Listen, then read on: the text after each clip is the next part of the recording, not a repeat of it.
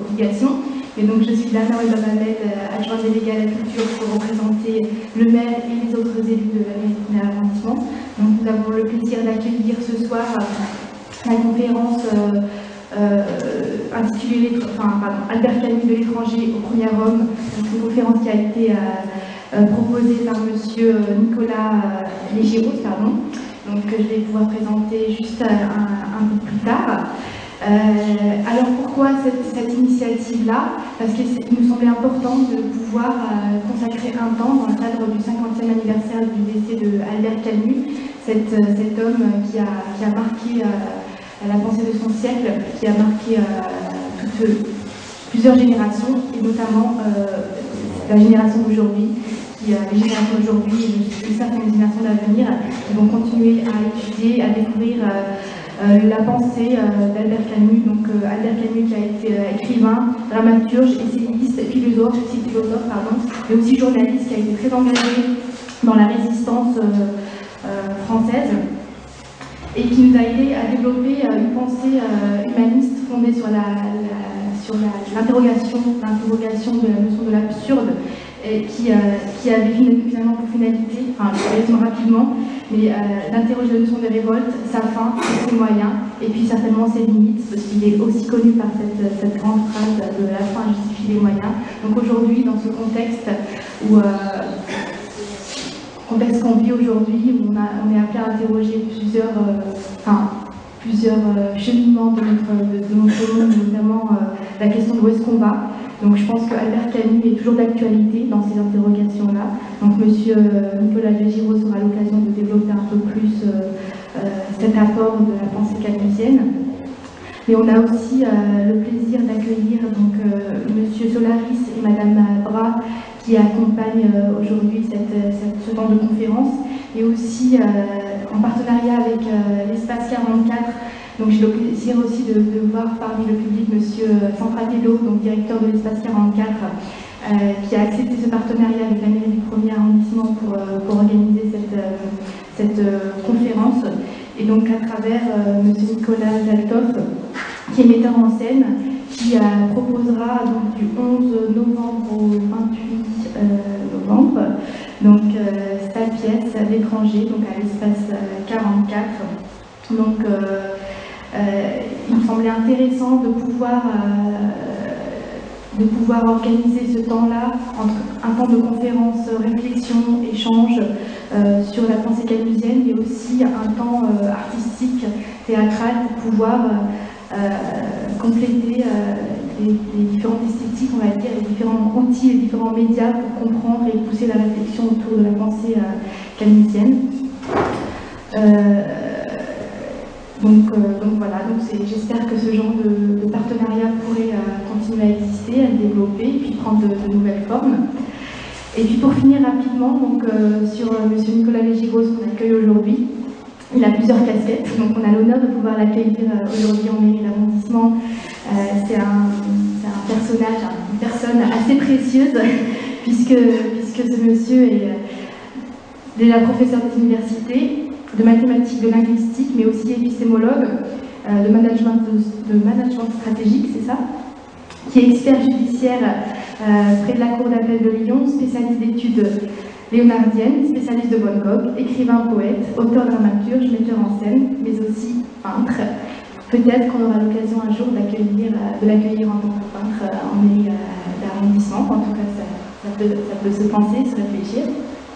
Donc voilà, c'est dans ce cadre-là que j'ai le plaisir de vous accueillir et de laisser place à cette soirée qui, j'espère, sera très riche et qui pourra nous ouvrir à des champs d'échange, des champs de réflexion, et qui pourra continuer à nous nourrir en tant que citoyen, en tant que politique, et puis en tant que sans casquette, disons juste des gens qui réfléchissent, qui partagent nos réflexions sur ce monde que nous partageons, que nous essayons de faire évoluer au mieux. Voilà, je vous remercie, et puis je laisse donc la place au débat.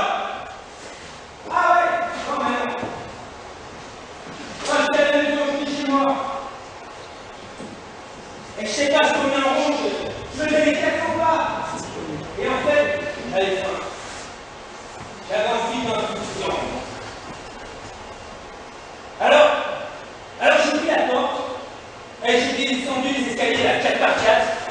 suis arrivé dans la rue et je vois que la boucherie est fermée.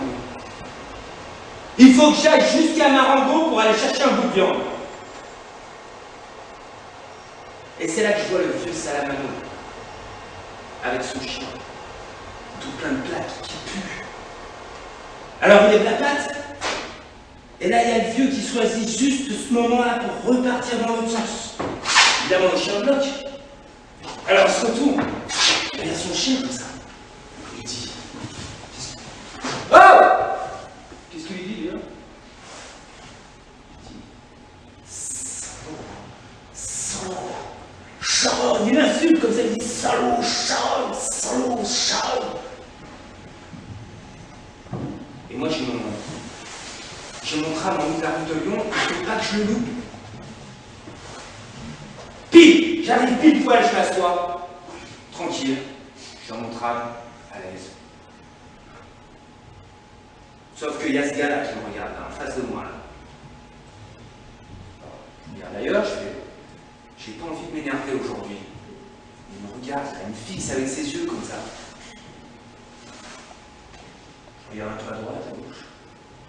Mais il est toujours là, toujours en train de me fixer comme ça. Alors je lui dis, qu'est-ce qu'il y a? Et il me dit, si t'es un homme, descends du tram. Tout fort. Tout le monde avait entendu.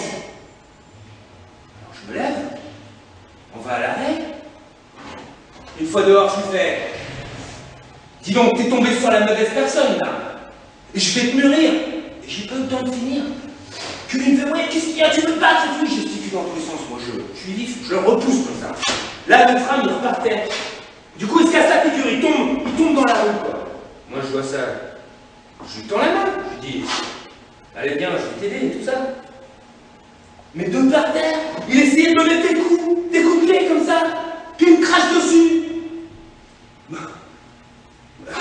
Je monte à 2 genoux dessus, je lui prends la tête. Je tape comme ça une fois contre le bitume, et je commence à lui mettre des baffes comme ça, jusqu'à ce que la joue, là, elle soit rouge là, et je tape encore. Alors je lui dis, ça y est, t'as ton compte?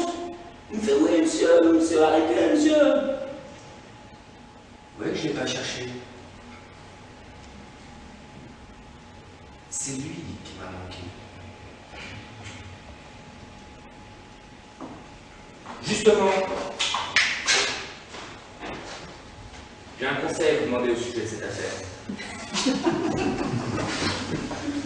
Vous êtes un homme.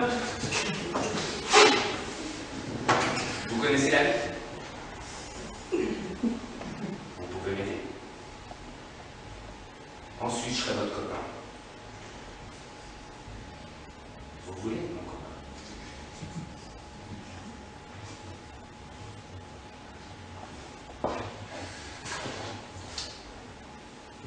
J'ai connu une dame. C'était, pour ainsi dire, ma maîtresse. L'homme avec qui je me suis battu est son frère. Elle, je l'ai entretenue. Mais je sais son poste dans le quartier. Et j'ai ma conscience pour moi. Je suis magasinier. Pour en revenir à mon histoire, je me suis aperçu qu'il y avait de la tromperie. Je lui donnais le minimum pour vivre. Je payais moi-même le loyer de sa chambre. Plus 20 francs par jour pour la nourriture. 300 francs de chambre. 600 francs de nourriture. Une paire de bas de temps en temps, ça faisait 1000 francs. Et madame ne travaillait pas. Elle disait toujours que c'était juste. Qu'elle n'arrivait pas avec ce que je lui donnais. Pourtant, je lui disais, pourquoi tu ne travailles pas une demi-journée? Tu m'arrangerais bien pour toutes ces petites choses. Je t'ai acheté un ensemble ce mois-ci. Je te paye 20 francs par jour. Et toi? Tu prends le café avec tes amis? Tu leur donnes le café et le sucre? Moi, j'ai donné l'argent, j'ai interagi avec toi. Et tu me le rends mal.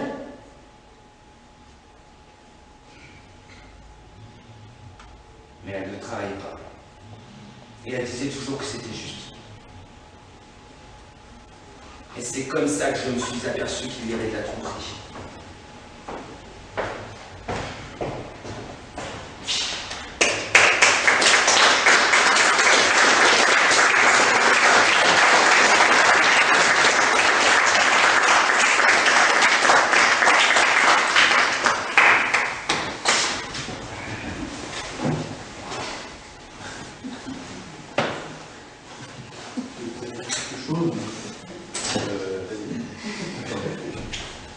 Voilà, d'abord remercier un peu, même largement, cette interprétation. Vous avez compris que c'est un extrait de la pièce qui est jouée en ce moment dans son mise en scène par Nicolas, donc à l'espace 44, que vous avez pu contempler. Donc, je voulais d'abord remercier l'idée de la mairie de faire un peu un complot autour de Camus, c'est-à-dire d'utiliser différentes personnes qui travaillaient sur Camus de façon séparée initialement, mais là maintenant finalement on finit par être un groupe. Et puis ensuite on a eu un échange via Marie et André avec Nicolas, donc, qui nous a invités à la représentation. Tu as dit, le patron, que c'était des places gratuites, non, parce que je vous aide aussi je voudrais que vous souteniez aussi beaucoup plus massivement aussi l'espace 44. Il y a certaines difficultés dans le monde de la culture en ce moment sur le plan du financement. Et quand on a affaire à une très belle pièce, une très belle réalisation, donc, dans cet espace justement, c'est quand même bien de le faire et ne pas attendre que ça apparaisse dans un autre théâtre, dans un avenir plus lointain ou dans une autre ville. Donc c'est en ce moment. J'ai pu voir la représentation, ils m'ont même fait l'honneur de me faire parler dans le décor, juste après. Donc vous savez, l'arroseur arrosé d'un metteur en scène qui est mis en scène par quelqu'un qui lui dit de parler à sa place. C'est un peu ce que je suis en train de faire en ce moment. Et on avait donc l'idée ensuite de faire intervenir des comédiens. Donc il y a 2 comédiens, donc, mais ils ont des rôles multiples. Donc là où il y a eu un extrait de Raymond, donc c'était un peu une mise en bouche pour cette mise en scène par rapport à l'étranger. Et donc la conférence, on ferait des allusions avec Nicolas sans doute en duo, une fois que le tandem aura démarré. Et parce qu'apparemment, vous voyez, je travaille seul là pour l'instant, il est en roue libre. Et l'idée, c'est, on a d'une part l'étranger, d'autre part le premier homme. Enfin, je pense que vous connaissez ces livres, donc on va en parler un peu en détail, on aura des extraits aussi,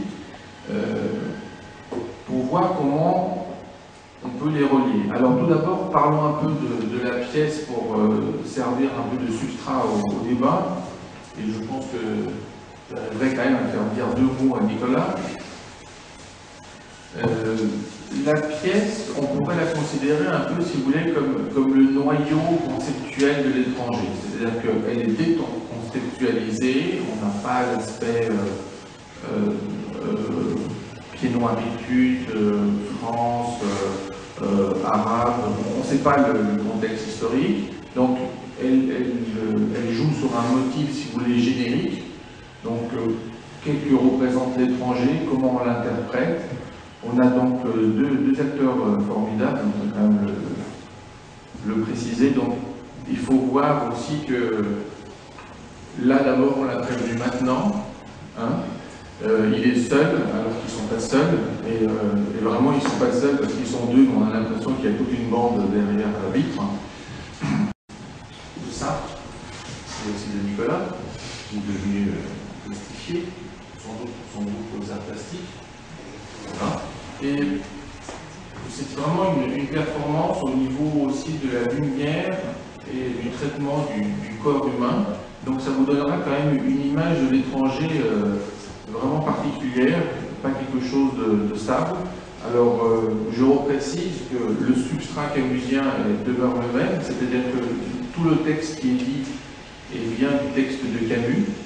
Donc il n'y a pas d'intervention comme on fait souvent. Il y a une intervention au niveau de l'espace sonore, de l'espace mental, mais pas au niveau du texte. Donc Nicolas a pris des segments du champ lexical camusien, les a incorporés dans cette conception plastique, mis en scène donc de façon, comment dire, une variété, c'est-à-dire à partir de 2 personnes, il a réussi à faire tout un groupe de personnages qui jouent vraiment très bien, donc un peu comme un duo alter ego, et qui nous permettent de voir, si vous voulez, Camus de l'intérieur aussi. Alors c'est un peu drôle de dire cette phrase parce que souvent on a l'impression dans l'étranger que justement on est observateur et donc que Camus est à l'extérieur. Donc pour utiliser, on avait parlé avec Nicolas une phrase de Sartre, c'est qu'il disait qu'il y a une vitre entre Camus et nous. Alors ils arrivent justement, ces comédiens, via le travail de la mise en scène, à nous montrer un peu l'espace camusien des 2 côtés. Et ça c'est fort parce que si tout était devant, on aurait l'impression d'avoir simplement une écriture en surface. Donc c'est un peu l'accusation qu'on a toujours à l'encontre de Camus. On trouve que c'est un peu simple, donc souvent quand en France on dit que c'est simple, on sous-entend simpliste, on n'ose pas dire la suite.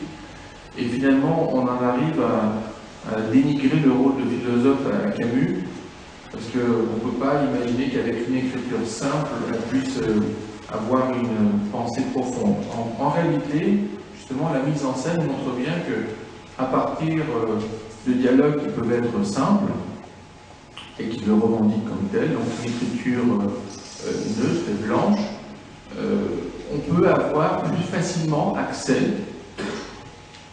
à la profondeur. Alors si vous voulez avoir une vision, disons, plus conceptuelle qui appartient à la théorie des jeux, regardez en fait la simplicité du jeu de dames. Les dames sont toutes pareilles, elles sont simplement disposées en diagonale, et vous allez remarquer, je pense que tout le monde dans le public a déjà joué au jeu de dames, tout le monde sait jouer au jeu de dames, mais très peu gagnent. Donc, on n'a pas d'autres comédiens.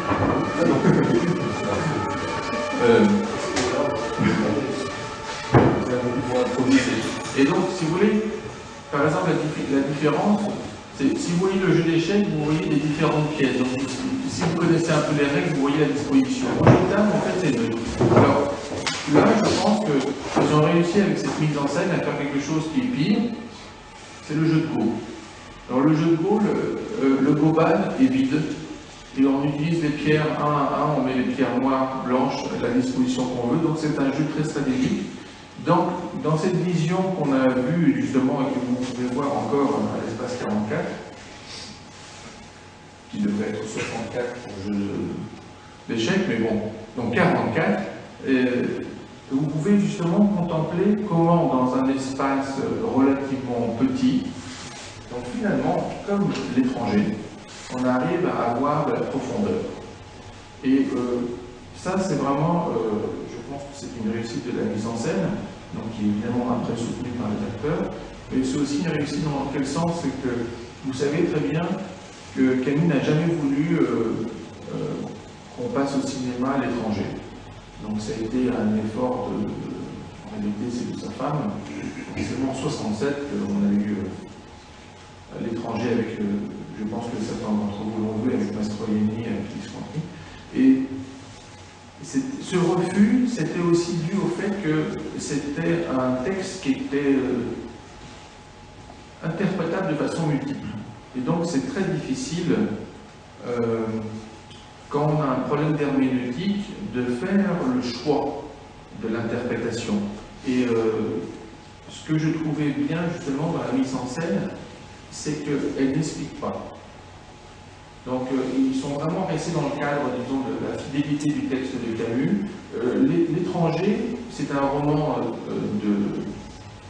pour divertir, comme le dit Camus. Alors divertir qui? Ça c'est pas un problème, mais en tout cas c'est son point de vue.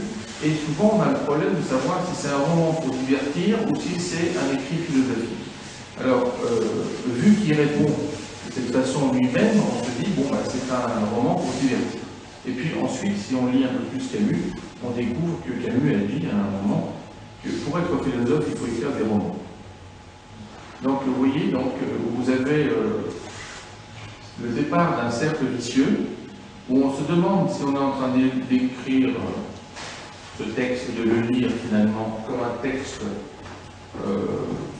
ad hoc, pour conceptualiser une pensée, qui est celle de l'absurde. Et finalement, on va essayer à travers cette conférence de montrer qu'il y a quand même des schémas mentaux qui traversent l'œuvre de Camus et qui aboutissent au premier homme. Et on va essayer donc d'aller de l'étranger au premier homme. Donc on va lire quelques extraits un peu pour faire le rapprochement. Et on reviendra de temps en temps justement sur l'étranger et pour voir les analogies et les rapports. Parce que dans les analogies, c'est toujours bien de les mettre en évidence. Il ne faut jamais oublier évidemment que les analogies comportent des différences, sinon ce seraient des identités. Donc là, on va travailler sur des analogies, pas sur l'égalité. Vous voyez en fait l'aspect générique. Alors, une introduction, par exemple, vous voyez, il y a écrit l'étranger. Et là, il y a écrit le premier homme. Alors, du point de vue linguistique, on a un article déictique. Donc le, on n'a pas un. Ce sera un étranger, on se posera la question tout de suite qui c'est. Comme c'est l'étranger, c'est tout de suite une forme générique. À partir d'une forme générique, on arrive, du point de vue conceptuel, à avoir une pensée universelle. C'est-à-dire qu'en fait, quand on dit l'étranger, c'est n'importe quel étranger. Si vous dites par exemple, la femme est belle, ça veut dire que toutes les femmes sont belles. Parce que ça peut être n'importe laquelle. Si vous dites une femme est belle, ce n'est qu'une. Et là, c'est pareil.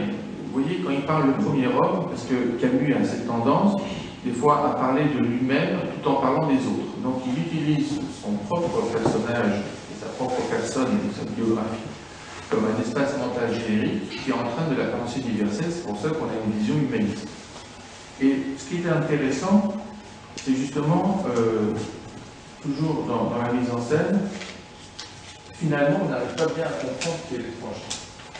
Et finalement, c'est intéressant parce que, vous savez, ça rappelle un peu comme dans le procès de Kafka, avec Joseph K. C'est toujours quelqu'un d'autre. Ce n'est pas une allusion à Rimbaud avec Je est un autre. Mais le problème, c'est est-ce que l'autre est un je? Et donc là, c'est un refus, si vous voulez, de la pensée solipsiste. Donc, à travers l'humanisme de Camus, il va travailler sur l'étranger, mais pour parler des autres, et pas simplement pour parler de sa propre condition. Donc, c'est intéressant de voir que les noms, les prénoms, on en parlait tout à l'heure avec Nicolas, Meursault ne dit pas qu'il est Meursault.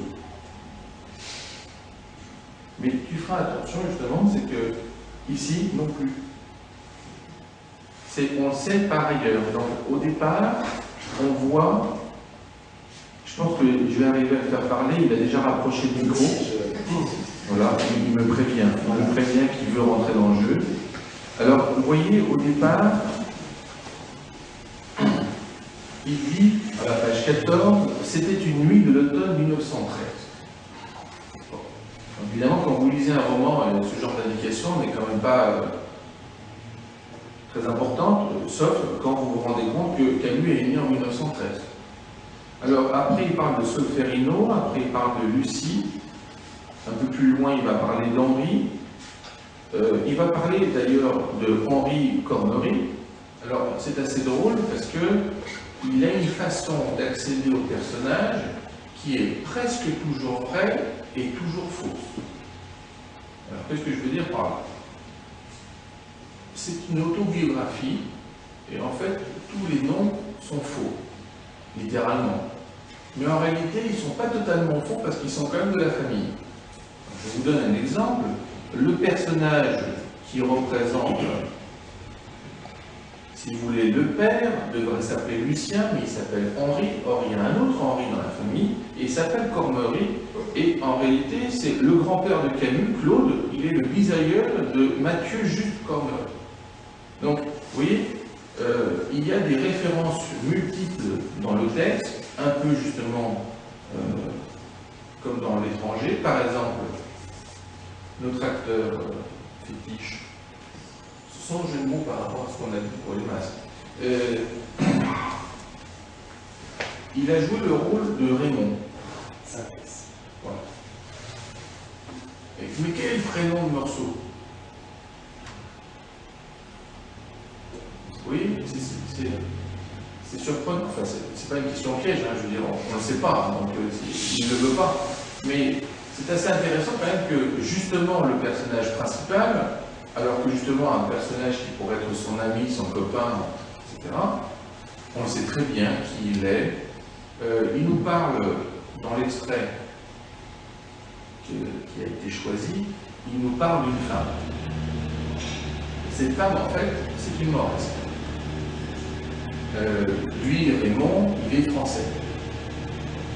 En fait, dans le texte, c'est plus vicieux que ça, on ne le voit pas justement dans cette mise en scène. Il y a des relations, donc il a sa conscience tranquille, mais c'est un proxénète. Mais comment dire, c'est un proxénète honnête. Enfin, il est franchement proxénète. Oui. Et donc, au départ, d'ailleurs, j'ai remarqué que même le metteur en scène n'avait pas pu s'empêcher de rire dans son intervention. Parce que c'est vrai que moi aussi, je t'ai vu de l'autre côté cette fois. Donc c'est drôle de voir. On s'est vraiment mis du côté du miroir et pas seulement de la vie. Puisqu'évidemment, si vous allez le voir à l'espace 44, vous ne le verrez pas comme on l'a vu nous ici.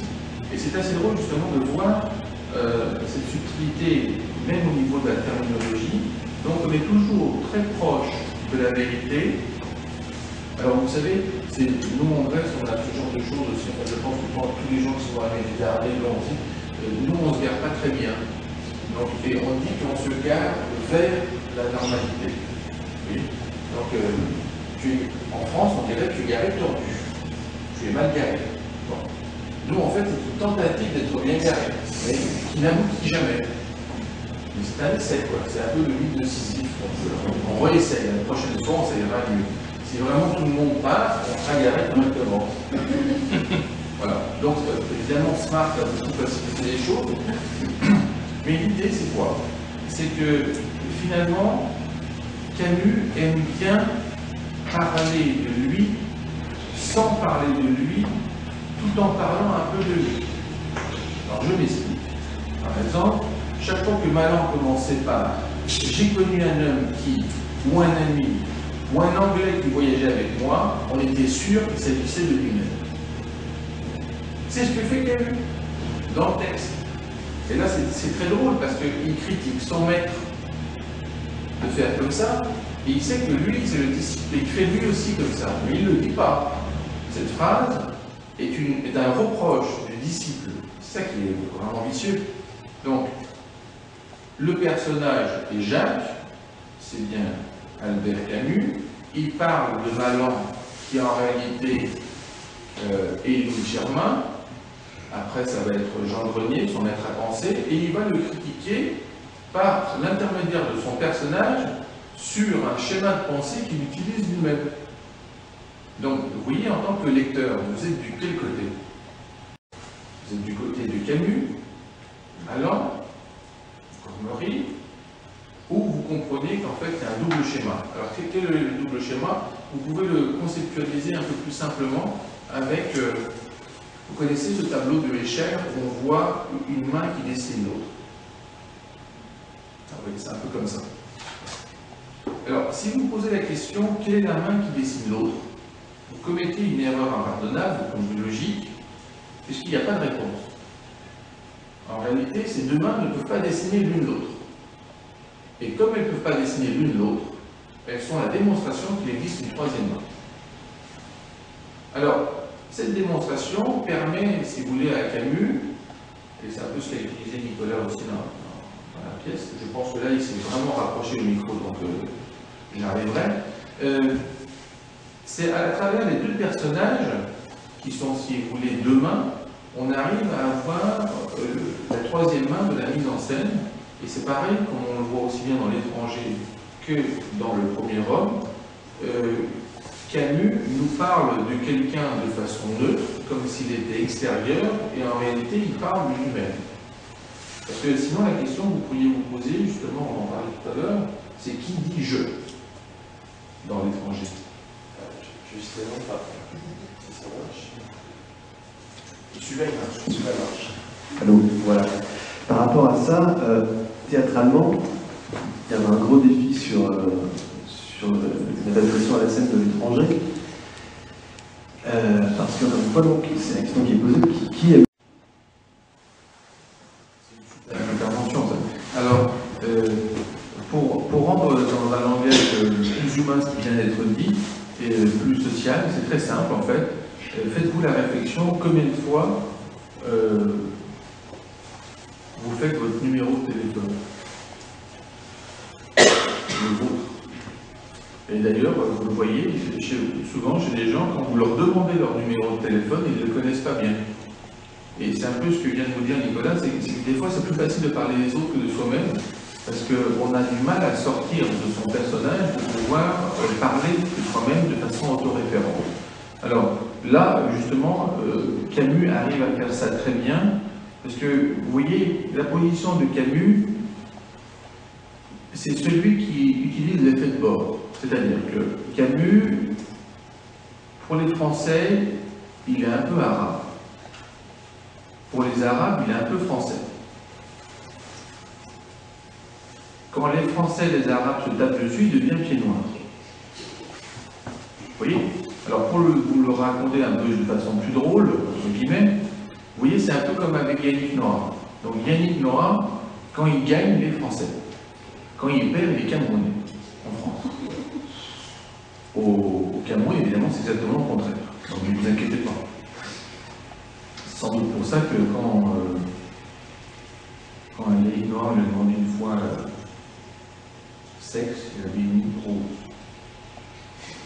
Parce que le problème, justement, c'est, si vous voyez, en fait, avec Camus, par exemple, quand il va dire les écrivains algériens, vous pourriez vous poser la question, c'est est-ce qu'il parle de lui? Après, il dit aussi des expressions du type les écrivains d'Algérie. Alors, dans le premier, vous dites, est-ce que... Mais dans le second, vous n'avez plus le choix, il est aussi dedans. Mais en même temps, c'est des écrivains francophones. Vous voyez? Alors, il y a toujours cette différence. Alors, vous allez lire un petit extrait très simple, donc, parce que vous savez, on est dans une période, nous maintenant, on n'est plus du tout dans le politiquement correct, donc, ou plutôt on est tellement dedans qu'on ne peut plus rien dire, hein, d'accord? C'est-à-dire qu'en fait, c'est un peu le système américain. Je vois, il y a une personne aussi qui est noire. Vous savez qu'aux États-Unis, vous n'êtes pas noir, vous êtes beaucoup plus gris que les autres. Les autres à côté de vous sont beaucoup moins gris que vous. Et finalement, on finit par ne plus dire rien du tout. Alors, ce qui serait quand même bien, c'est de dire que Camus, quand il parle d'un français, il dit le mot français. Quand il parle d'un arabe, il dit le mot arabe. Il n'y a pas de connotation négative. Donc, si vous démarrez mal dans le contexte, parce que ça, vous l'avez enlevé, d'accord? On en a parlé dans la mise en scène, on ne voit pas ça. On n'arrive pas à se rendre compte, justement, que, par exemple, Camus a été accusé, si vous voulez, à cause de ça, Camus était traître des deux côtés. Donc, il n'était pas assez arabe, ni pas assez français. Et évidemment, parce qu'il était pied noir. Alors, c'était vraiment... Alors, par exemple, Camus, vous rappelez... justement par rapport à la guerre d'Algérie, c'est assez intéressant de voir aussi comment Camus écrit Le Premier Homme pendant la guerre d'Algérie, alors qu'en fait il parle des événements de 14. Et si on ne vous disait pas, imaginez que vous n'ayez pas lu le livre, et on vous lisait simplement ce qu'il raconte, vous diriez « Ah, c'est des allusions à la guerre d'Algérie ». Pas du tout. C'est la Première Guerre mondiale. Et un autre point qui est important, vous vous rappelez, la guerre d'Algérie s'appelle la guerre sans nom, souvent. Alors je ne sais pas si vous avez remarqué, c'est que Camus parle, on va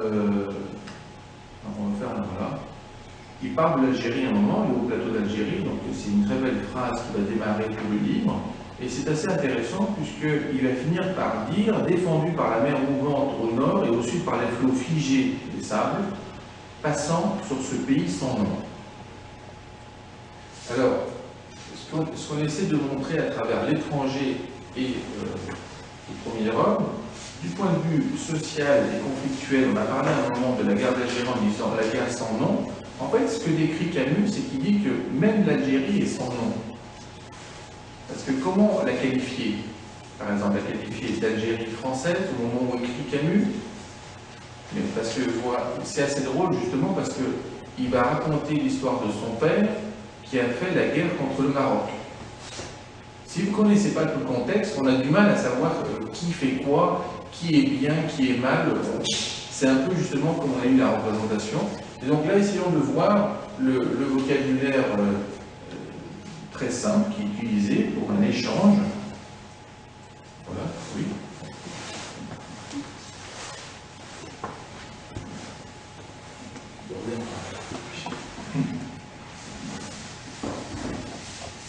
Je vais chercher une selle, dit l'arabe. Non, laisse-lui les rênes. Je le montrerai comme ça. Entre les malles et les affaires dans la cuisine. Tu as une femme? Elle est morte. Elle était vieille. Tu as une fille? Non, grâce à Dieu. Mais j'ai la femme de mon fils. Dis-lui de venir. Je le ferai. Va en paix. Voilà. Alors, si vous lisez maintenant de façon très précise ce qui a été dit, d'abord, on a une relation entre un personnage qu'on ne connaît pas, un autre personnage qu'on ne connaît pas non plus, hein, et on voit quand même qu'ils se connaissent. Donc c'est vraiment de la théorie des relations. Et ensuite, on voit, juste avec ce petit échange, donc au départ, on a du texte, on est en prose, là on a une intervention justement de l'oralité. Est-ce que ça ne vous surprend pas que quelqu'un qui est arabe dise grâce à Dieu? Parce qu'évidemment, dans le contexte camusien, arabe, ça veut dire musulman. D'accord? Il ne met pas musulman, il met arabe. Donc on n'est pas justement dans ces différences. Donc c'est une sorte de multiplicité. Alors c'est assez intéressant de voir aussi que l'allusion sur le contexte par rapport à la relation avec les femmes. Hein? Vous voyez, quand il dit non grâce à Dieu, c'est à la question est-ce que tu as une fille? Donc il répond non grâce à Dieu. Mais j'ai la femme de mon fils. Bon. Donc, ce que j'essaie de vous montrer avec ce petit extrait, c'est que même si vous ne connaissez pas du tout le contexte, Camus, en introduisant de l'oralité dans sa prose, nous met tout de suite dans un contexte très vivant, très réel, et ça va nous permettre, donne-moi ça, parce que là il y a mes annotations, ça va nous permettre de voir un peu comment fonctionne l'ensemble. D'abord, pour faire la relation, ici, c'est la mort de la mère. Ici, c'est la mort du père. Alors, on a le droit de se poser la question suivante. Est-ce que, justement, la mort de la mère n'est pas simplement une mise en scène formelle de ce qui le perturbe vraiment, à savoir la mort du père? Donc, on va le voir dans le premier homme. Vous vous rappelez, justement, que dans l'étranger, Meursault est accusé, en gros, pas seulement d'avoir commis un crime. En réalité, c'est pas ça le problème, parce que la société peut accepter que quelqu'un commette un crime, mais elle ne peut pas accepter que quelqu'un ne soit pas triste au moment de l'enterrement de sa mère. Ça, c'est insupportable pour la société. Et finalement, ça devient une explication que c'est un criminel. Donc il n'est pas criminel parce qu'il a tué, il est criminel parce qu'il ne souffre pas devant la mort de sa mère. Si vous regardez ça, juste, vous avez l'impression d'avoir une introduction de l'absurde. Quand vous lisez maintenant, alors, essayez de lire la suite, pour voir où on va être. Alors, quand ils vont chercher la suite, c'est très important. Donc, ça va se faire clic. Alors, parce que dans ce livre-là, il faut aussi lire les annotations, puisque c'est un livre qui est incomplet, vous vous rappelez, donc un livre posthume. Et il y a beaucoup d'annotations, et pour les spécialistes camusiens, nous on lit beaucoup la fin aussi, parce qu'on sait comment il allait l'écrire. Il avait donné des traces. Alors, dans le chapitre Saint-Brieuc, donc c'est 40 ans plus tard, au départ on est en 1914, après 1913 exactement, 1914 c'est par rapport à la guerre, 40 ans plus tard. Et alors, c'est assez drôle, regardez la description du personnage, tête nue, les cheveux coupés ras, le visage long et les traits fins, de bonne taille, le regard bleu et droit, l'homme, malgré la quarantaine, paraissant encore mince dans son imperméable. C'est très difficile de ne pas penser à Camus. Et ce qui est encore plus impressionnant, donc il y a un petit tas en bas. Alors, pour faire plaisir à Nicolas, je vais lui faire lire la phrase. Dès le début, il faudrait marquer plus le monstre chez Jacques. Et vous voyez, Jacques, c'est Camus. Albert. Et ce qu'il veut dire par le monstre, justement, c'est son positionnement par rapport à l'ancêtre, au père. Donc, on ne sait pas grand-chose de ce personnage. Il va arriver, c'est la première fois, le premier chapitre, et la notation de Camus, c'est, dès le début, il faudrait marquer plus le monstre, c'est Jacques, et c'est la problématique qu'on a en étranger, qui aurait pu être le monstre. D'accord? Et donc, alors, lisez, allez-y.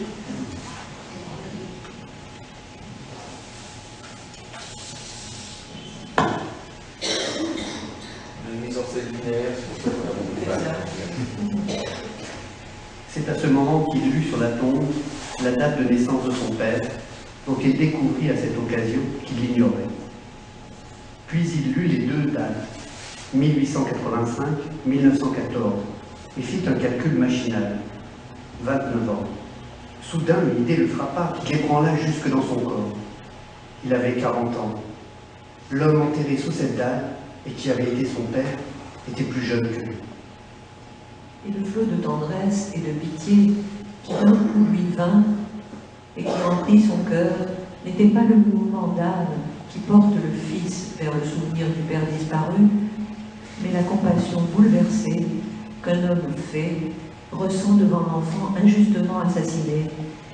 Quelque chose ici n'était pas dans l'ordre naturel et, à vrai dire, il n'y avait pas d'ordre, mais seulement folie et chaos, là où le Fils était plus âgé que le Père. Oui, donc, au départ, vous vous rappelez de l'étranger, ça commence ainsi, je tire juste la phrase, aujourd'hui maman est morte, ou peut-être hier, je ne sais pas. Aujourd'hui maman est morte, c'est pas grave, on supporte. Mais, ou peut-être hier, je ne sais pas, l'homme social qui est en nous, déjà tique. J'ai reçu un télégramme de l'asile, mère décédée, enterrement demain, sentiment distingué. Ça revient un peu à ce que tu disais par rapport à la date. Cela ne veut rien dire, c'était peut-être hier. Alors, ça c'est le premier paragraphe. C'est très intéressant de voir le schéma. Aujourd'hui, maman est morte. Donc, phrase sociale qui ne choque personne. Ou peut-être hier, je ne sais pas. On est tous choqués parce qu'on est dans une société. Donc, on trouve que c'est inadmissible de ne pas connaître la date de mort de sa mère. Puis l'explication. J'ai reçu un télégramme de l'asile, mère décédée, enterrement demain. Sentiment distingué. Donc le personnage, en fait, il lit le télégramme. Le télégramme est une explication sur l'aporie par rapport à la date de la mort. Et puis la conclusion. Cela ne veut rien dire. L'absurde. Point. Et ensuite, c'était peut-être hier. Oui, juste ce paragraphe vous donne le schéma mental du caractère formel aussi de Camus, c'est-à-dire qu'il va écrire l'étranger de façon ad hoc. Qu'est-ce que je veux dire par ad hoc? Quand il va refaire, on en parlait tout au début au niveau d'introduction, quand il va parler de l'absurde, vous savez très bien, Camus est un esprit cérébral. C'est-à-dire qu'il écrit sa philosophie et il la vulgarise à travers son théâtre. Donc il ne faut pas faire l'erreur de le comparer par exemple par rapport à Beckett. Donc il est plus proche de Sartre au niveau de ce schéma. Donc un aspect philosophique qui est mis en évidence par des schémas mentaux dans la pièce de théâtre. Donc il va écrire par exemple le malentendu. Ensuite, il va utiliser les justes, donc un événement en Russie, il va le réinterpréter et évidemment le maximum va être donné avec le Caligula. L'étranger, c'est la même chose. Ça appartient au même cycle, le cycle de l'absurde. C'est une pièce formelle, c'est un roman, c'est de la prose, mais c'est vraiment quelque chose qui est conçu. Alors c'est assez intéressant de, si vous relisez l'étranger après cette conférence et même après avoir vu la pièce, vous allez vous rendre compte que quand Meursault est en prison, pour se détendre et pour passer le temps, il lit des choses, et entre autres, il lit un fait divers. Et ce fait divers, c'est le malentendu. Ce qui va devenir en fait la pièce, c'est dans l'étranger. C'est incorporé. Vous voyez? Alors, cette technique, Camus l'utilise au fur et à mesure de son œuvre, et évidemment, elle va être encore plus soutenue dans le premier homme. Et justement, c'est drôle de dire que, même au niveau du texte, que le premier homme, ça soit son dernier livre. Vous voyez? Alors, il faut se rappeler que L'Envers et l'Endroit, Camus l'avait écrit à 22 ans, il ne voulait pas le rééditer d'ailleurs. Si vous avez chez vous l'édition de la Pléiade, vous verrez les mêmes explications.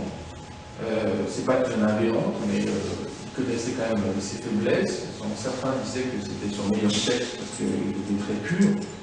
Et la différence, justement, c'est qu'avec le premier homme, c'est vraiment un travail de synthèse. On voit toute la pensée camusienne d'un seul tenant. Et c'est pour ça que je disais dans une autre conférence, il y a certains livres de Camus qui sont nécessaires pour comprendre la pensée de Camus. C'est pareil au niveau du théâtre. Et je disais que sa mise en scène, sa mise théâtrale des possibilités de Dostoïevski est nécessaire à la compréhension de l'œuvre de Camus, parce que c'était vraiment quelque chose de très important pour lui. Il vous nous lire encore 2 extraits, et vous allez voir justement comment il est capable de faire cet enchevêtrement à plusieurs niveaux, tout en recherchant, ils sont en train de lire la partie qui concerne la recherche du père, en ayant une thématique qui nous permet, à partir de cette thématique, d'avoir thème et variation, mais attention, on n'a pas seulement thème et variation, on a aussi le sentiment d'avoir une fugue, et le motif part un peu en vrille pour nous surprendre.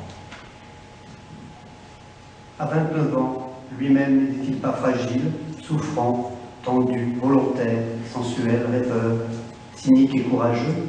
Oui, il était tout cela, et bien d'autres choses encore.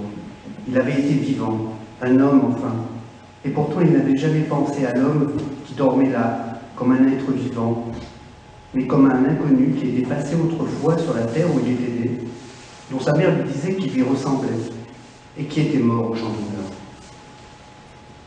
Personne ne l'avait connu que sa mère qui l'avait oublié.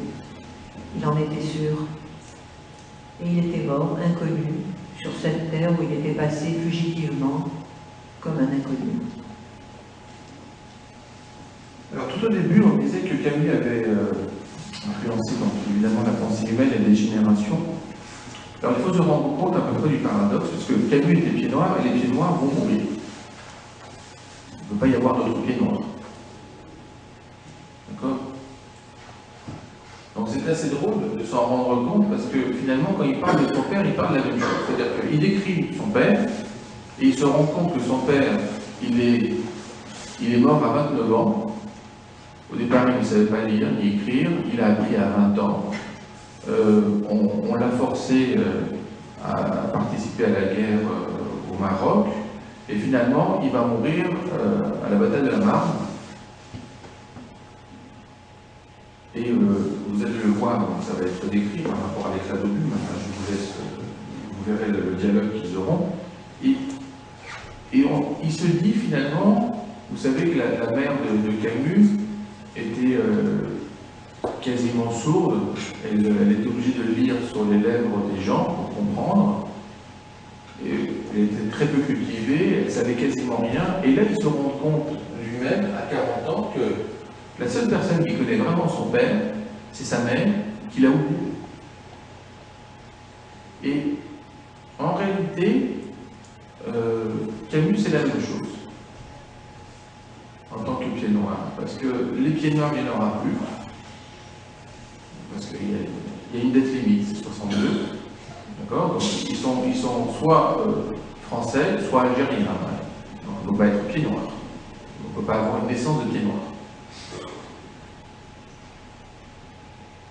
Et on pourrait se poser la question, justement, est-ce que ce n'est pas déjà une référence? C'est-à-dire à quel point ça c'est important comme pensée, et finalement se rendre compte que les pieds noirs, comme son père, eh bien c'est des gens qui sont nés à un moment, qui ne peuvent plus naître et qui ont disparu, et qui va s'en souvenir des pieds noirs? Les Français ou les Algériens? Ou les deux. Mais ce que je veux dire par là, c'est quand les uns ou les autres essaient de s'en souvenir, ils essaient de s'en souvenir pour s'en approprier. Le problème, c'est quand vous êtes dans l'intersection, eh bien, vous appartenez aux deux. Mais dès que les gens veulent vous définir, ils se définissent par rapport à leur ensemble. Et ils ne parlent plus de l'intersection. Et là, c'est le problème justement camusien par rapport au père. On voit aussi une explication de son positionnement par rapport à la mère dans l'étranger, c'est que dans le premier homme, on se rend compte que le fils n'a pas des sentiments normaux. Et c'est normal en fait qu'il n'a pas des sentiments normaux parce qu'il ne le connaissait pas. Camus, en fait, son père, il est mort quand il avait 1 an. Et il va avoir d'ailleurs une explication avec son maître par la suite, mais laissons lire et je continuerai ensuite.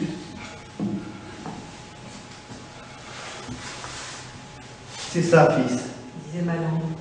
Puisque vous allez voir votre mère, essayez d'apprendre quelque chose sur votre père. Et revenez à toute pompe nous raconter la suite. Les occasions de rire sont rares. Oui, c'est ridicule.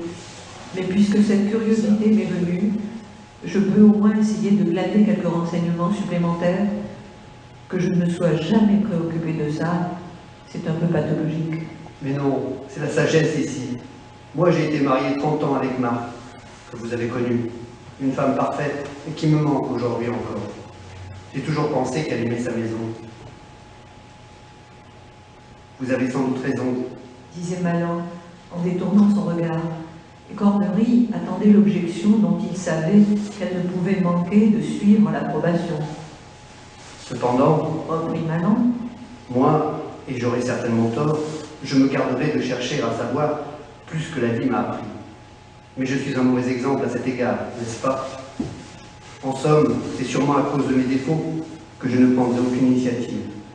Tandis que vous... Et son œil s'éclaira d'une sorte de malice. Vous êtes un homme d'action. Alors, il faut remarquer qu'il y a quand même de l'humour carrément noir. Parce que quand il lui dit, juste au début, bah oui, allez voir votre mère pour apprendre des choses sur votre père, parce qu'en gros, il dit, tu t'intéresses à ce problème 40 ans après, et il dit, les occasions de rire ne manquent pas, enfin, manquent toujours. Donc, et cette référence-là, c'est un peu de la dérision de la part de Camus, mais ça nous donne aussi une explication, c'est que ce fils ne peut pas avoir le comportement naturel devant la mort de son père. Évidemment, quand on ne connaît pas du tout ce contexte, et quand on le décontextualise, on a l'impression qu'il y a quelque chose de monstrueux. Donc, lui-même décrit sa propre personne comme ayant une activité, disons, quasiment pathologique. En gros, comment ça se fait que jusqu'à 40 ans, il ne s'est jamais posé la question de savoir qui était son père. Alors, vous allez voir, donc, une fois qu'il va faire ses recherches, il revient, on vous lit le dernier extrait du livre, et c'est un échange entre justement le fils et la mère.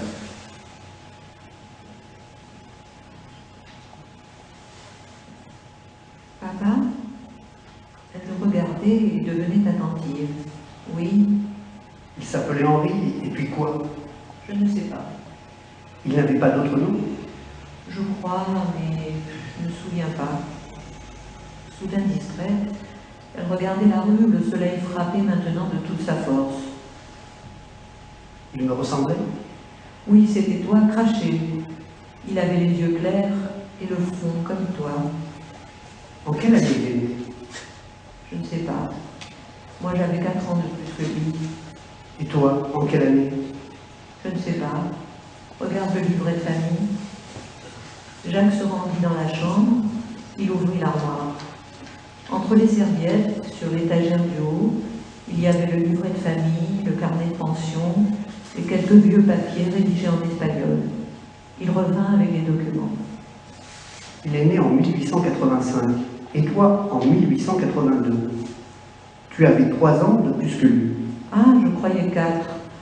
Il y a longtemps. Tu m'as dit qu'il avait perdu très tôt son père et sa mère et que ses frères l'avaient mise à l'orphelinat. Oui, sa sœur aussi. Ses parents avaient une ferme? Oui, c'était des Alsaciens. À Oulette-Fayette. Oui, et nous à Chérada. C'est tout près. À quel âge a-t-il perdu ses parents? Je ne sais pas, il était jeune, sa sœur l'a laissé. Ce n'est pas bien, il ne voulait plus les voir. Quel âge avait sa sœur? Je ne sais pas. Et ses frères? Il était le plus jeune? Non, le deuxième. Mais alors, ses frères étaient trop jeunes pour s'occuper de lui. Oui, c'est ça. Alors, ce n'était pas de leur faute. Si, il leur en voulait. Après l'orphelinat, à 16 ans, il est rentré à la ferme de sa sœur. On le faisait trop travailler. C'était trop. Il est venu à Chiraga. Oui, chez nous. C'est là que tu l'as connu? Oui. Elle détourna la tête à nouveau vers la rue, et il se sentit impuissant à continuer sur cette voie. Mais elle prit elle-même une autre direction. Il ne savait pas lire, tu comprends? À l'orphelinat, on n'apprenait rien. Mais tu m'as montré des cartes qu'il a envoyées de la guerre. Il a appris avec M. Classio. Chez Rico. Oui, M. Classio, c'était le chef. Il lui a appris à lire et à écrire. À quel âge? À 20 ans, je crois, je ne sais pas. C'est vieux tout ça. Et quand on s'est mariés, il avait bien appris les vins et il pouvait travailler partout. Il avait de la tête. Elle le regardait, comme toi. Et après? Après, ton frère est venu. Ton père travaillait pour Ricom, et Ricom l'a envoyé dans sa ferme à Saint-Apôtre. Saint-Apôtre? Oui. Et puis, il y a eu la guerre. Il est mort. On m'a envoyé les cladobus. Alors, vous voyez en fait dans cet extrait, d'abord, on pourrait se poser la question, quel est l'intérêt de mettre cet extrait dans le roman? Parce que finalement, on n'apprend quasiment rien. Et vous savez, quand vous êtes dans le cadre disons, scientifique, des fois, on n'apprend quasiment rien, c'est qu'on en déduit que les autres n'en savaient pas plus. Et ce qui est surprenant, c'est justement qu'on se rend compte que la seule personne qui connaît le père, la mère, ne sait quasiment rien. Et quand on l'interroge vraiment sur les dates, elle ne sait pas bien, elle ne connaît pas bien sa date elle-même, les explications par rapport à l'orphelinat apparaissent complètement ad hoc. Et c'est intéressant puisque Camus lui fait même commettre l'erreur. Donc vous voyez à la fin, il l'a envoyé dans sa ferme à Saint-Apôtre. Et il corrige Saint-Apôtre. C'est-à-dire que je pense que ce qu'il faut voir aussi à l'étranger qui peut paraître monstrueux à certains égards, et sans doute trop humain, comme dirait Nietzsche, c'est qu'il ne semble pas social pour nous. Et là, les explications sont assez claires, et c'est pour ça qu'on peut quand même comprendre maintenant le premier homme. Le premier homme, pourquoi le premier homme? Bien, l'idée de Camus, c'est un peu comme ça qu'on le voit aussi dans l'étranger, c'est qu'il n'a pas de père. La plupart des gens sont le fils de quelqu'un, la fille de quelqu'un. Mais là, il a un père, mais rien, qui est mort tout de suite. Donc, on est en présence, si vous voulez, d'une table rase, table rase. Donc, l'idée, c'est, eh bien, ça va être le premier homme qui va se construire. C'est-à-dire que le fils, en l'occurrence Camus, doit tout faire. Alors, si vous réfléchissez que ce fils, il est pauvre, il est pied noir, il a un père qui est mort à l'âge d'1 an. Sa mère est quasiment illettrée et quasiment sourde. On se demande, vous voyez, ça c'est les points de départ, imaginez ça, et vous dites à la fin, quelle est la littérature? Et il y a quand même un saut. Alors on se dit comment c'est possible de faire ça, et je pense que socialement c'est impossible. Mais comme ça s'est fait, ça veut dire que c'est possible autrement. Et c'est vraiment sur le plan humain.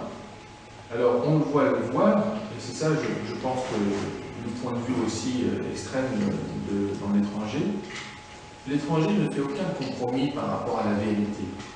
Vous vous rappelez, il y a un très beau passage avec l'avocat que vous pourrez voir aussi dans la mise en scène. En gros, à ce moment-là, tu me dis ment. Hein, le schéma, je ne veux pas dire les mots comme ça, nous les découvrirons. Mais Meursault va dire qu'il décrit la vérité.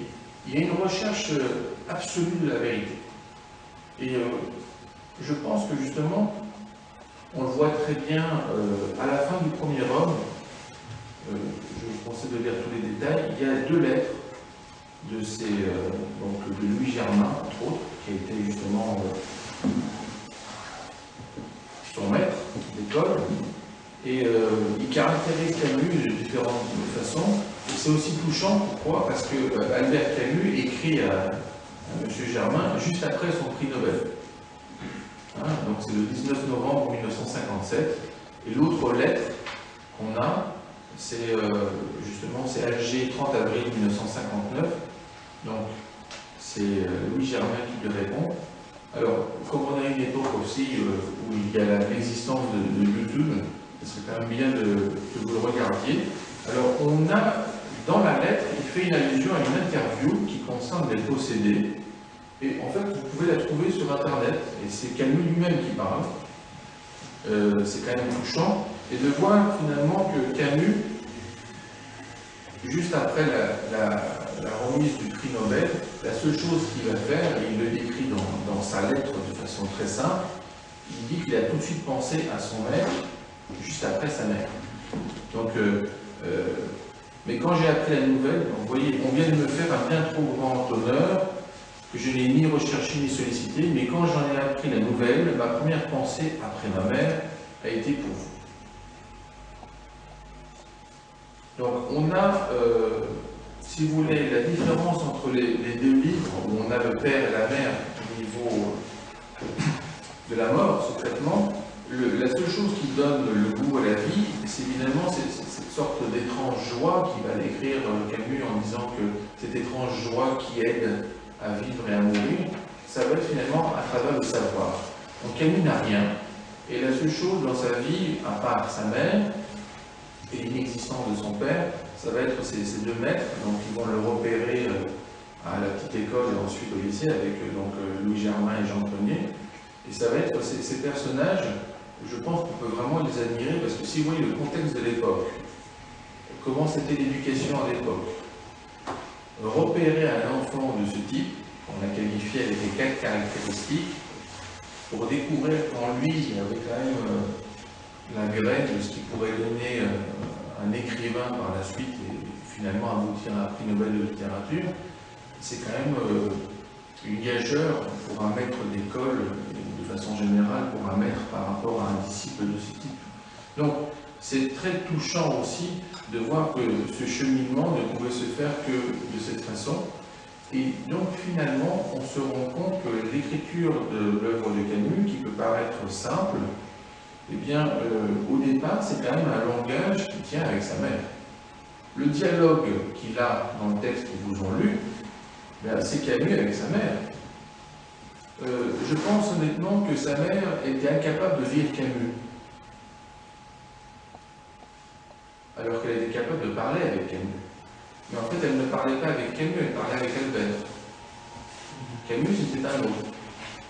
Et ce changement, justement, c'est que dans l'étranger, En réalité, on ne voit pas Camus, on voit Albert. Et on ne comprend pas. On ne comprend pas. Et c'est peut-être pour ça qu'il n'a pas de prénom. Parce qu'on ne voit que le prénom. Alors, vous vous rappelez, donc, ce que vous avez dit aussi, Nicolas, par rapport au samedi et à hier, c'est un peu ce qu'on appelle, nous, la polycyclicité du temps.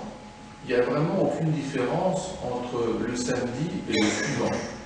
Samedi, c'est pour ça que la société les nomme de la même façon. Or, il y a une différence d'une semaine. Alors, pourquoi avoir le même nom? Pourquoi les noms de la semaine n'auraient pas le numéro de l'année? Mais vous aurez le même problème parce que l'année suivante, vous ferez la même chose. Donc, un autre problème que vous pourriez vous poser, c'est, vous vous rappelez, il y a cette tradition, c'est que le petit-fils a le prénom du grand-père. Pourquoi? Ce n'est pas les noms qui permettent de traverser les âges, c'est les prénoms. Et donc, l'aspect de la polycyclicité du temps, c'est que on revient sur le même mot, mais d'une manière différente. Et donc là, avec l'étranger, le premier homme, si vous relisez l'étranger après le premier homme, c'est impossible de lire le même étranger. Parce que vous vous rendez compte là qu'il y a tellement d'allusions dans le texte sur ce qui est vraiment sa vie, c'est que l'étranger est vraiment une mise en place ad hoc de sa pensée, mais pas de sa vie. Donc il essaye, un peu comme tu as fait dans la pièce de théâtre, en décontextualisant l'étranger, pour arriver en fait au noyau mental de la pensée camusienne, il fait de même avec l'étranger par rapport au premier homme. Si vous le remettez dans le contexte du premier homme, l'étranger, vous pourriez vous demander justement si ce n'est pas le premier étranger. Et c'est un étranger au sens d'étranger, souvent ce texte a été traduit dans des dizaines de langues, donc j'ai pu en voir plusieurs aussi de traductions, et c'est assez désespéré et désespérant. Parce que vous voyez, dans l'étranger, si vous enlevez le R, ça fait l'étrange. Vous voyez? Donc il y a peu de langues qui ont ça. Dans cet étranger-là, ce n'est pas l'étranger au sens des pays, c'est l'étranger au sens social. Il est étrange, il est bizarre, il est monstrueux, et c'est un peu ce qu'on voit là. Vous voyez, dans le premier homme, il n'y a aucun contexte social dans l'expression. C'est vraiment la personne qui appartient à l'humanité. Alors, ça nous rejoint sur un autre motif, c'est que l'homme qui pense n'est pas un être social, contrairement à ce que pensait Aristote. L'homme qui pense, c'est justement l'homme qui ne va pas appartenir à la société, parce qu'on ne choisit pas la société dans laquelle on est. Mais on choisit d'appartenir ou pas à l'humanité. Et dans le schéma mental de Camus, je ne suis pas sûr que ce soit les Français ou les Arabes qui se soutiennent de Camus, mais ce sera sur l'humanité.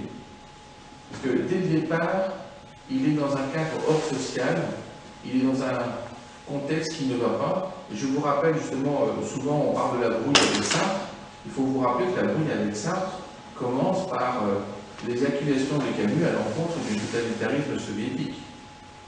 Alors que Sartre va considérer jusqu'au bout que soviétique, printemps de Prague, tout ça, c'est rien du tout, c'est des détails, il n'y a pas d'omelette sans casser des œufs, et donc Camus est un renégat, un traître au moins. Donc, il faut vous rendre compte aussi que Camus n'a été que dans sa tendre jeunesse que 2 ans dans le Parti communiste, auquel il est parti ensuite rapidement. Et c'est assez intéressant de vous rendre compte que, alors la position du Parti communiste, vous vous rappelez par rapport à la guerre d'Algérie, c'était que ce n'était pas notre guerre, donc ils avaient qu'à se démerder tout seuls. Bon.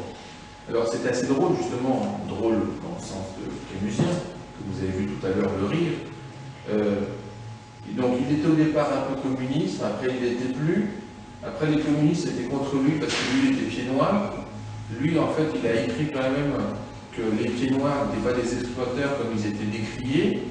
et que c'était une condition qui finalement, ils allaient finir par être tous trahis. Et il commençait déjà à parler du fait que l'Algérie ne pouvait être ni française, ni vraiment Algérie au sens où elle est maintenant, enfin, avec une énorme rupture. Et il parlait de ce qu'on appelle maintenant bien la rencontre euro-méditerranéenne. Donc c'était assez drôle justement, parce que ça a été décrit aussi par Enrico Macias, qui disait,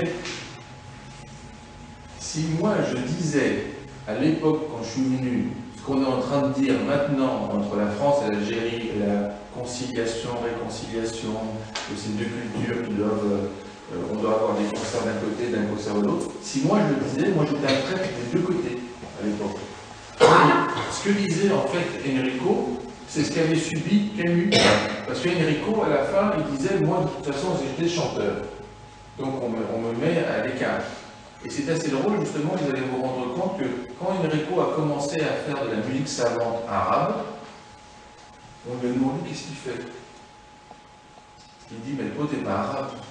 Il dit, mais ouais, mais toute la musique que je connais, c'est celle-là. Et donc c'était un peu, chez l'intellectuel et chez Camus, tout ça est devenu vraiment, si vous voulez, un oxymore. Il ne pouvait pas se définir autrement. Alors vous avez dit à un moment, mais c'est sans doute par abus de langage, qu'il a beaucoup participé à la résistance française. Alors il faut savoir qu'il a été accusé même pour ça. Parce que comme il n'appartenait plus au Parti communiste, il était dans le journal Combat, on l'a accusé de ne pas être dans le maquis. Bon. Alors je ne sais pas, vous vous rendez compte un peu du ridicule de la situation. Il est né en 1913, 39-40, dans le maquis. Camus dit très bien que lui n'était pas un résistant au sens de maquisard. Il était un résistant via justement le journalisme, donc il se définit par rapport à ça. Donc il ne dit pas qu'il était un héros, il dit qu'il a fait son devoir de journaliste dans une situation conflictuelle très difficile. Vous vous rappelez, est-ce que vous avez lu sans doute Lettre à un ami allemand? Est-ce que vous avez remarqué qu'il ne signe pas Albert Camus? Il signe Louis Neuville.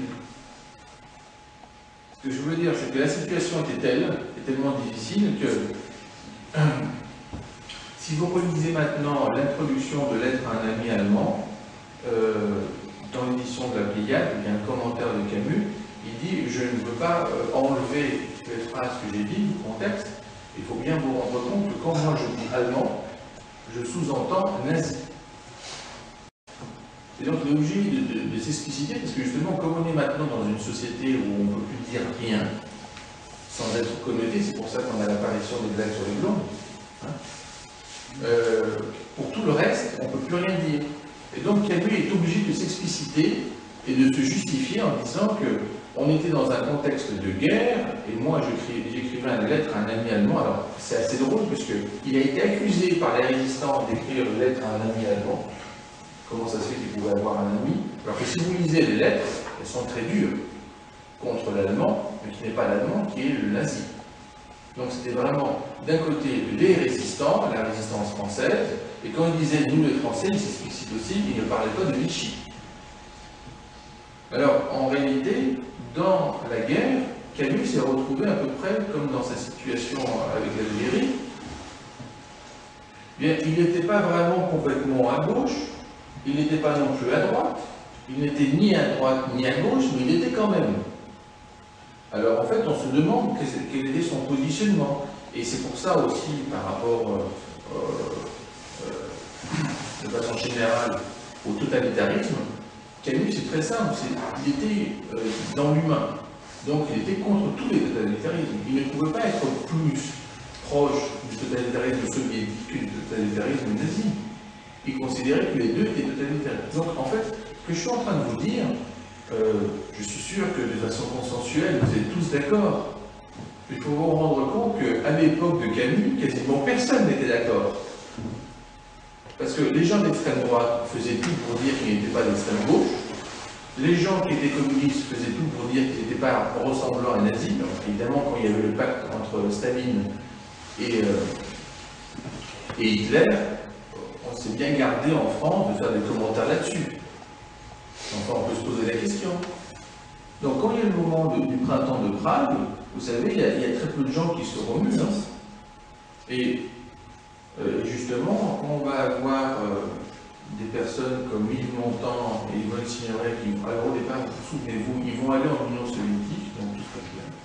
C'est magnifique comme pays. Puis après, quand il y a le printemps de Prague, c'est une catastrophe. C'est les mêmes personnes. Camus n'est pas rentré dans ce jeu, il l'a dénoncé tout de suite. Alors, je trouve que justement, Camus, on le retrouve maintenant. C'est-à-dire que ce que nous, on considère que c'est une pensée normale, actuelle, c'était la pensée de Camus à l'époque.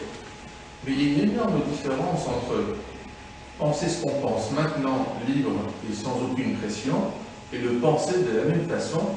Parce que combien d'entre vous changeraient la vie si d'un seul coup on avait une invasion? Parce que donc c'est là, c'est bien. Par exemple, moi j'ai bien vu vos têtes. Quand votre acteur, là, il a commencé à pousser ses cris,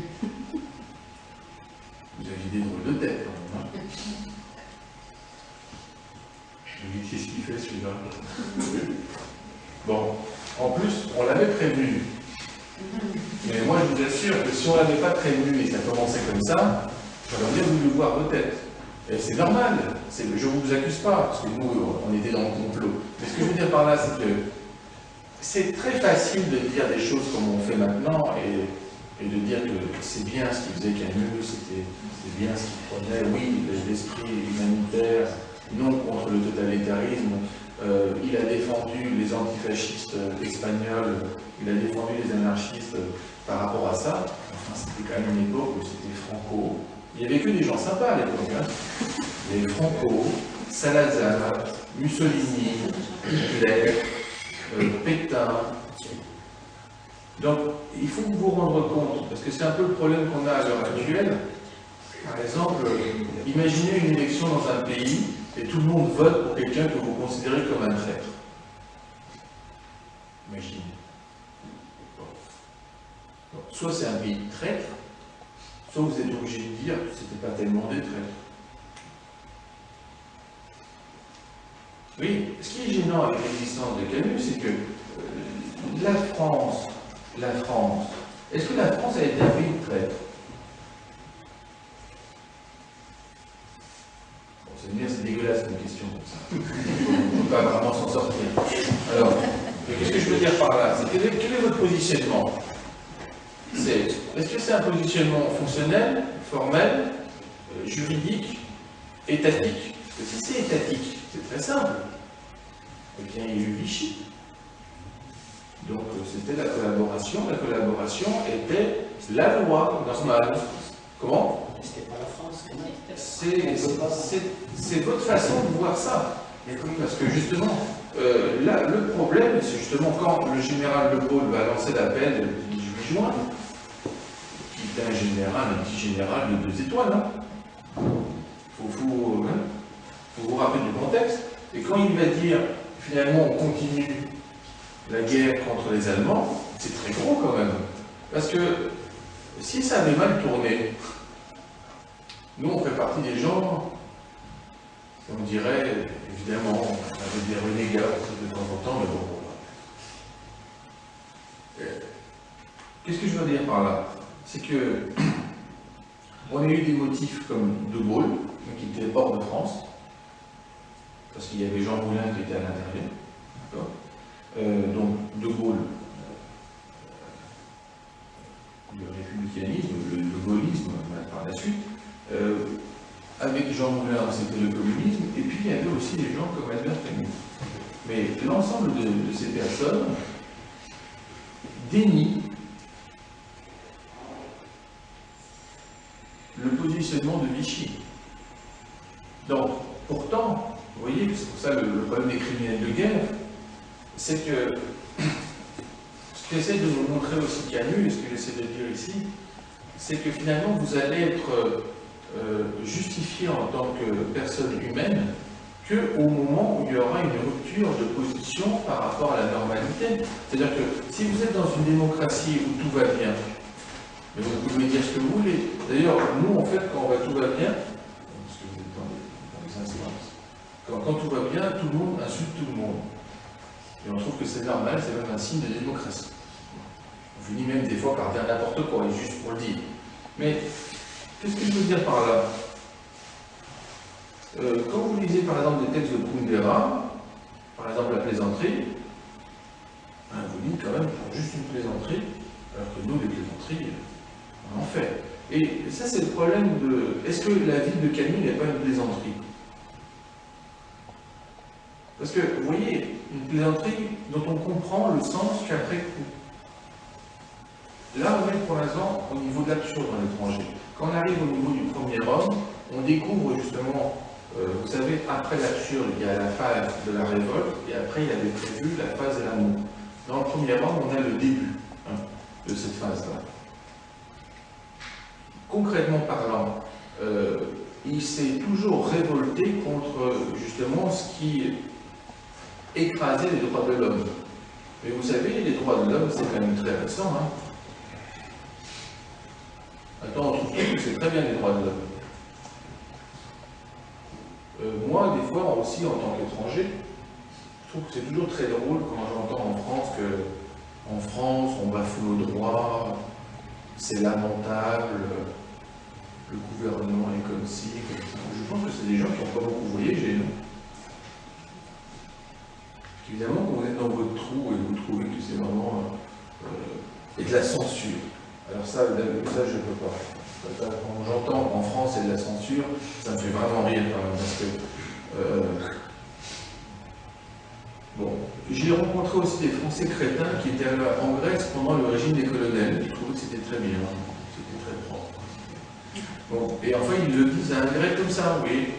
Donc c'est comme si moi je me disais, voilà, je suis venu en France à l'époque de Vichy, c'était très bien, il n'y avait rien, il n'y avait pas de juifs, il n'y avait personne, c'était tout bien rangé dans l'ordre. Ça faisait un peu allemand. Je voudrais bien voir vos têtes si on vous disait ça sérieusement. Vous diriez surtout nous, c'est pas possible. Et c'est un peu ce qu'on fait, c'est-à-dire que je pense que vous devez connaître des gens dans votre entourage qui existaient entre 67 et 73. Ils sont allés en Grèce, qui ont trouvé que ça c'était très bien.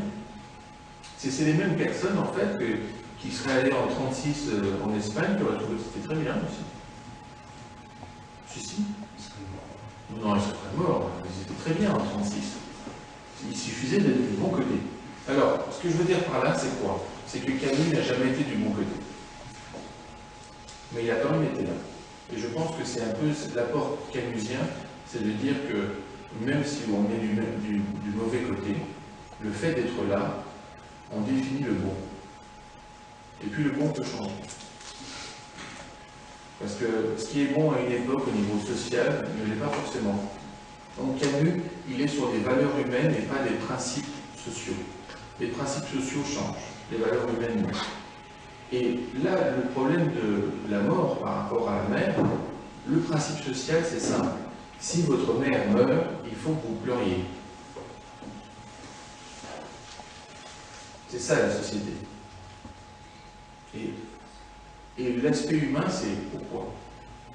Parce que là, il le définit. Vous voyez, là, on a l'explication, André et Anne-Marie vous l'ont lu, quand le premier homme voit la tombe de son père, et il explicite que le sentiment qu'il a n'est pas celui du fils envers le père, quand on vous l'explique, vous trouvez que c'est tout à fait normal.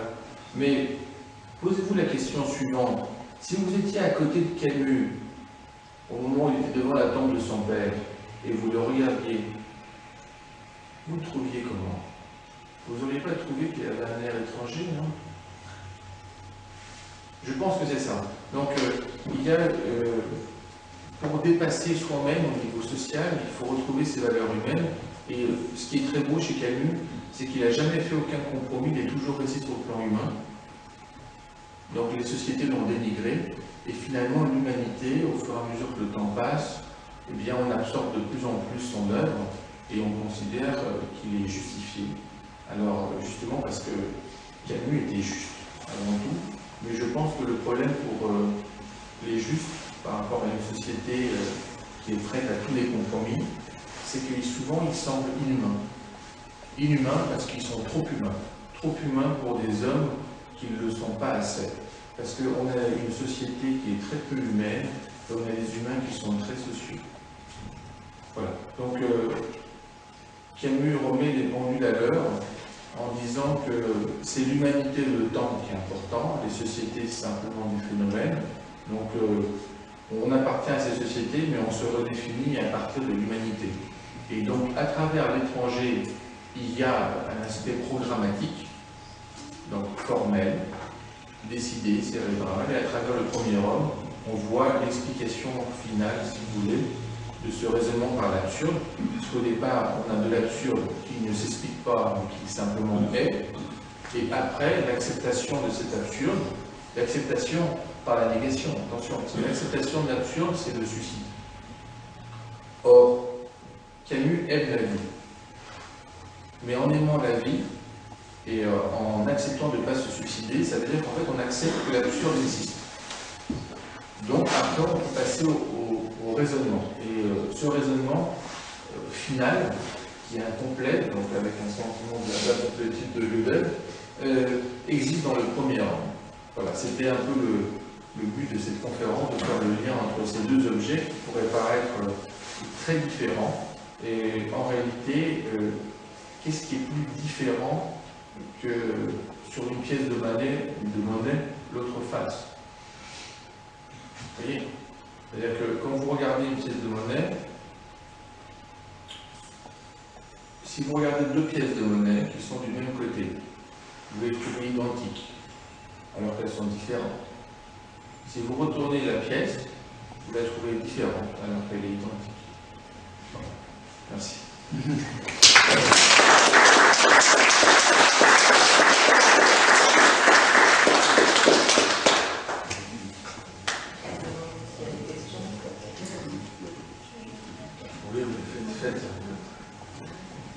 Je vous remercie pour ce champ de que vous avez ouvert ce soir. Donc, on aura du mal à poser des questions après cet exposé-là, parce qu'il faut le temps de valoriser,